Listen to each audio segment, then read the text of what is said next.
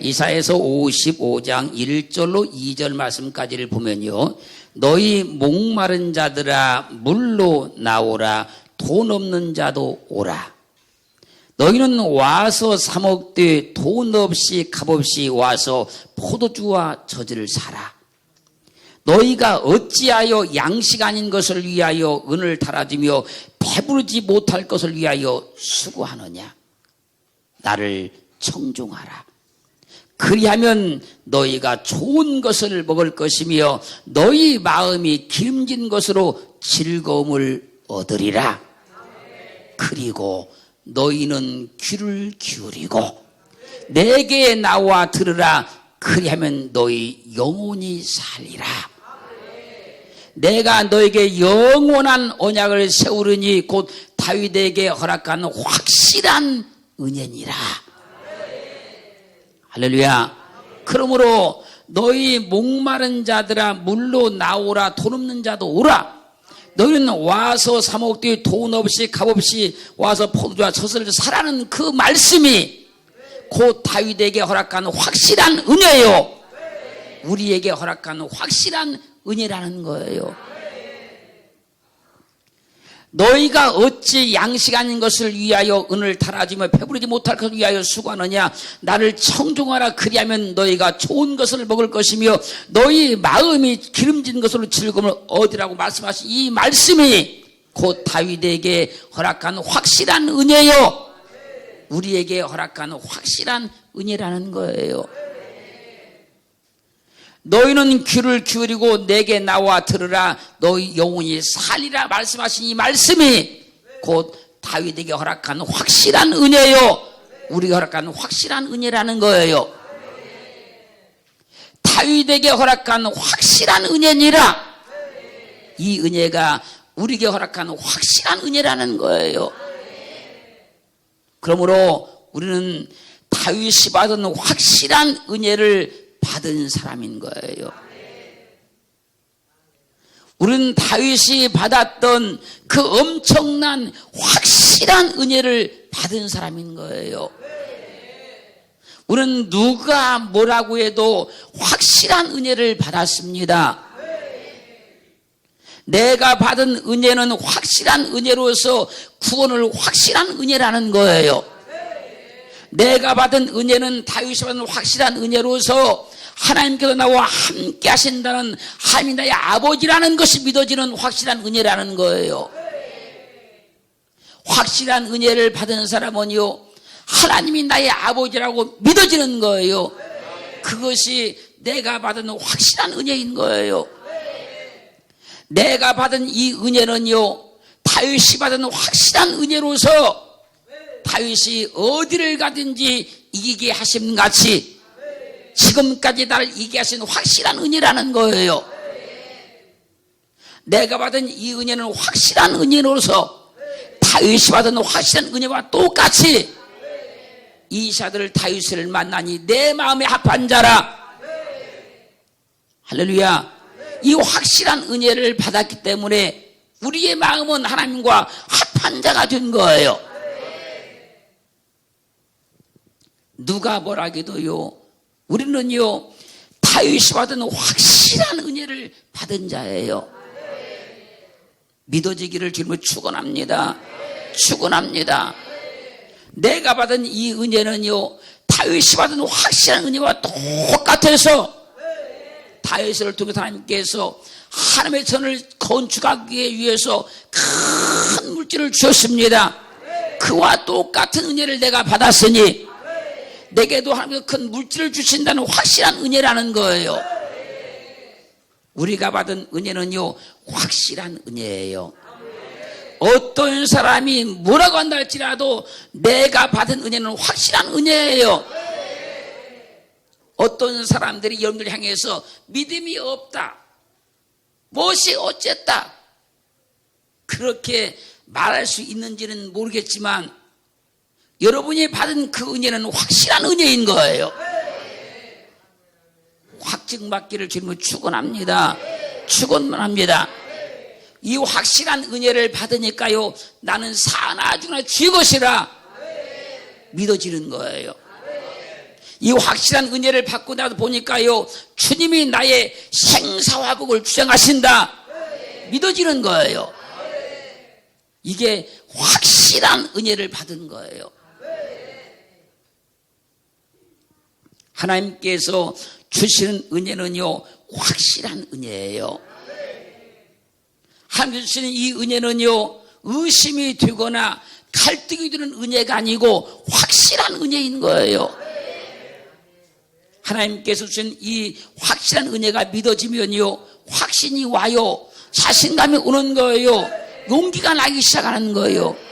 그게 확실한 은혜를 받았다는 증거예요. 그 믿음으로 오늘 또 힘있게 살기를 주님을 축원합니다. 하나님께서 나에게 확실한 은혜를 주셨다. 이게 믿어지면 기뻐져요. 행복해져요. 감사가 나와요. 자원하는 심령이 막 생기기 시작해요. 다윗이 목동으로 있었지만 이스라엘의 왕이 되었고 수많은 전쟁에 승리를 했으며 엄청난 물질의 복을 받았고 성전을 건축할 수 있었던 것은요, 그의 노력이나 그의 힘의 결과 아니고 하나님께 확실한 은혜를 받았기 때문인 거예요. 그럼 우리도 하나님께 확실한 은혜를 받았으니까 하나님의 놀라운 일들을 이뤄낼 수 있는 거예요. 그렇다면 오늘 이 시간 다시 한번 하나님 앞에 확실한 은혜를 받기를 주님을 축원합니다. 사무엘하 7장 18절로 29절 말씀까지를 보면요, 하나님께 확실한 은혜를 받은 다윗이 기도하는 내용입니다. 그럼 확실한 은혜를 받은 다윗은 어떻게 기도하는가 한번 보자고요. 다윗 왕이 여호와 앞에 들어가 앉아서 가로되 주 여호와여, 나는 누구오며 내가 누구냐는 거예요. 내 집은 무엇이 간되 나로 이에 이르게 하셨나이까. 자기 삶을 돌아보니까 자기는 아무것도 아닌데, 자기는 너무너무 부족한데 하나님께서 자기에게 엄청난 일을 행하셨다는 거예요. 주 여호와여, 주께서 이것을 오히려 적게 여기시고 또 종의 집에 영구히 이를 말씀하실 뿐 아니라 주 여호와여 인간의 규례대로 하셨나이다. 주 여호와는 종을 아시오니. 다윗이 다시 주께 무슨 말씀을 하오리까? 하나님이 나를 다 아시는데 내가 하나님께 무엇을 더 구할 수 있겠습니까? 주의 말씀을 인하여 주의 뜻대로 이 모든 큰 일을 행하사 주의 종에게 알게 하셨나이다. 여호와 하나님이여, 주는 광대하시니 이는 우리 귀로 들은 대로 주와 같은 이가 없고 주 위에는 참신이 없음이니이다. 땅의 어느 한 나라가 주의 백성 이스라엘과 같으리까? 하나님이 가서 구속하사 자기 백성을 삼아 주의 명성을 내시며 저희를 위하여 큰 일을 주의 땅을 두어 두려운 일을 애국과 열국과 그 신들에게서 구속하신 백성 앞에서 행하셨사오며 주께서 주의 백성 이스라엘을 세우사 영원히 주의 백성을 삼으셨사오니 여호와여, 주께서 저희 하나님이 되셨나이다. 여호와 하나님이요, 이제 주의 종과 집에 대하여 말씀하신 것을 영원히 확실케 하옵시며 말씀대로 행하사 사람으로 영원히 주의 이름을 높여 이르기를 만군의 여호와는 이스라엘 하나님이라 하게 하옵시며 주의 종 다윗의 집으로 주 앞에 견고하게 하옵소서. 만군의 여호와 이스라엘의 하나님이여, 주의 종에게 알게 하여 이르시기를 내가 너를 위하여 집을 세우리라 하시는 거로 주의 종이 이 기도로 구할 마음이 생겼나이다. 주 여호와여 오직 주는 하나님이시며 말씀이 참되시나이다.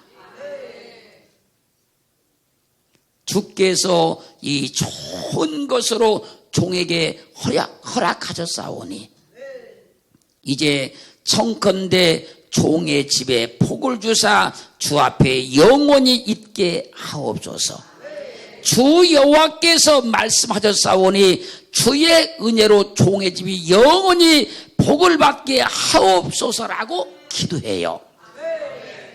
하나님께 확실한 은혜를 받고 나니까 하나님이 말씀하신 것이 다 이루어진다는 거예요.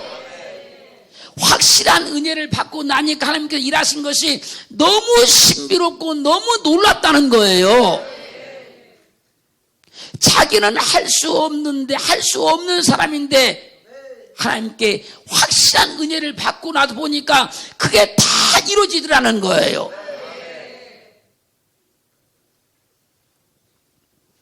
다윗은 하나님께 확실한 은혜를 받으니까요. 주께서 이 좋은 것으로 종에게 허락하셨사오니 이게 확실한 은혜 받은 사람만 할 수 있는 고백인 거예요. 하나님께 확실한 은혜를 받고 보니까요. 종의 집에 복을 주사 주 앞에 영원히 있게 하여 주옵소서. 이 기도가 나오더라는 거예요. 다윗이 하나님께 확실한 은혜를 받고 나서 보니까 하나님께서 자신에게 하신 말씀이 다 이루어지더라는 거예요. 그러므로 은혜는요 다윗과 같이 확실하게 받아야 되는 거예요. 확실하게 은혜를 받아야 다윗과 같이 믿어지는 거예요. 확실하게 은혜를 받아야 하나님께서 말씀하신 것이 다 이루어지는 거예요. 계시록 3장 15절로 16절 말씀 가면요 라오디게아 교회를 향해서 내가 내 행위를 아노니 내가 차지도 아니하고 더웁지도 아니하도다. 내가 차든지 더웁든지 하기를 원하노라. 내가 이같이 미지근하여 더웁지도 아니하고 차지도 아니하니 내 입에서 너를 내치리라 토하리라 그래요. 한마디로 라오디게아 교인은요 확실한 은혜를 못 받으니까 미지근하더라는 거예요. 다윗같이 확실한 은혜를 받아버렸으면 그들의 신앙이 뜨거워질 것인데 열심을 낼 것인데 확실한 은혜를 못 받으니까 신앙이 미지근하더라는 거예요.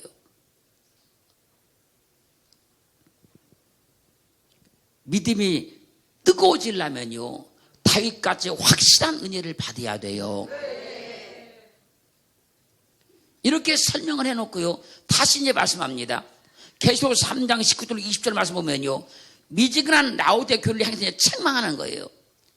무릇 내가 사랑하는 자를 책망하여 징계하노니 내가 열심을 내라 회개하라. 볼지어다 내가 문 밖에 서서 두드리노니 누구든지 내 음성을 듣고 문을 열면 내가 그에게로 들어가 그로 더불어 먹고 그는 나로 더불어 먹으리라. 미지근하지 말고 열심을 내라는 거예요. 확실한 은혜를 받아야 열심히 나요. 내가 받은 은혜, 이왕 받는 은혜는 확실하게 받은 거예요. 사랑하는 성도 여러분, 다윗같이 확실하게 은혜 받아 뜨겁게 믿기를 주님으로 축원합니다. 다윗처럼 확실하게 은혜를 받아서 열심히 믿기를 주님으로 축원합니다. 이 확실한 은혜를 받아야 다윗같이 신비한 인생과 삶이 열어진다니까요. 하나님은 확실한 은혜를 주시는데 사람들이 은혜를 확실하게 안 받는 거예요. 하나님은 확실한 은혜를 주십니다. 그런데 사람들이 확실하게 은혜를 안 받는 거예요. 확실한 은혜를 받으려고 사모만 하면 누구든지 다윗 같은 확실한 은혜를 주십니다. 확실한 은혜를 받으면요, 믿음이 급성장하기 때문에 확실한 은혜를 통해서 하나님 일하기 시작하는 거예요. 하나님의 말씀이 내게 이루어지려면요, 확실한 은혜를 받아야 돼요. 열왕기상 2장 1절로 4절 말씀을 보면요, 하나님께 확실한 은혜를 받은 다윗이 죽을 날이 임박했어요. 이제 인생을 다 살고 죽을 날이 가까워졌다는 얘기예요. 임박하자 아들 솔로몬에게 유언합니다. 유언합니다. 유언하면서 말합니다. 내가 이제 세상 모든 사람의 가는 길로 가게 되었노니 너는 힘써 대장부가 되고 내 하나님 여호와의 명을 지켜 그 길로 행하여 그 법률과 계명과 율례와 증거를 모세 율법에 기록된 대로 지키라. 그리하면 내가 무릇 무엇을 하든지 어디로 가든지 형통할지라. 여호와께서 내 일에 대하여 말씀하시기를 만일 내 자손이 그 길을 삼가 마음을 다하고 성품을 다하여 진실이 내 앞에서 행하면 이스라엘 왕이 오를 사람이 내게서 끊어지지 아니하리라 하신 말씀을 확실하게 이루게 하시리라. 이 말을 한마디로 말씀을 드리면 이런 얘기예요. 하나님이 자신에게 하신 말씀을 확실하게 다 이뤘다는 걸 체험한 거예요. 체험하니까 이제 그걸 자기 아들 솔로몬에게 지금 부탁하는 거예요. 그러면 하나님께서 솔로몬 너에게 하신 말씀을 확실하게 이루어줄 것이다.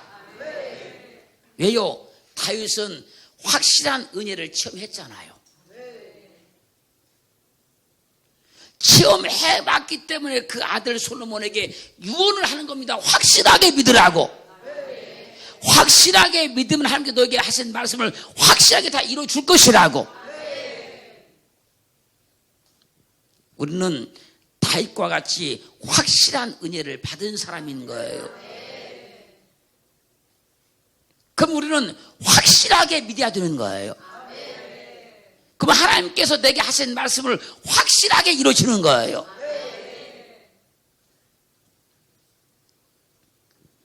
라오디게아 교인은요, 미지근했어요. 왜요? 확실한 은혜를 못 받은 거예요. 아니, 하나님께서는 확실한 은혜를 줬어도 그들이 확실한 은혜를 체험받지 못한 거예요. 다윗같이 확실한 은혜를 받은 사람은 믿음의 대장부가 되는 거예요. 다윗처럼 확실한 은혜를 받은 사람은요, 여호와의 명령을 지키는 거예요. 그러니까 믿는 것처럼 믿는다 그 얘기예요. 그렇게 믿어지기를 주님으로 축원합니다. 축원합니다.